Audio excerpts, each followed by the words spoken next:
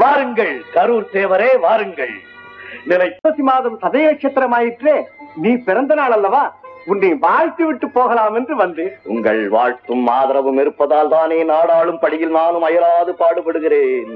இந்த பெண் தமிழ் புலமையில் நன்கு தேர்ச்சி பெற்றிருக்கிறார். பெயர் தமிழரசி. வரலாறு நாடகம் எழுதுவதில் வல்லமை பெற்றவள். வணக்கம் சக்கரவர்த்திகளே. வணக்கம் சகோதரி.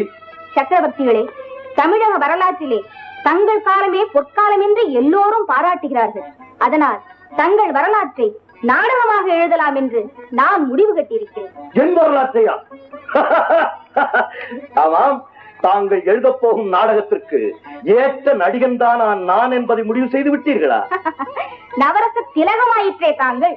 உங்களை விட்டால் நாடகத்திற்கு நாயகனாக இருக்கும் தகுதி வேறு யாருக்கும் இல்லை. அதிகமாக புகழ்கிறார்கள். உண்மையைத்தானே சொல்லுகிறார். அது சரி, நீங்கள் எழுதும் அளவிற்கு என் வரலாற்றிலே விஷயங்கள் அடங்கியிருக்கிறதா? அதில் என்ன சந்தேகம்? வரலாற்று ஆசிரியர்களுக்கு விஷயதானம் கொடுத்து வழிகாட்டியவரே தாங்கள் தானே. எப்படி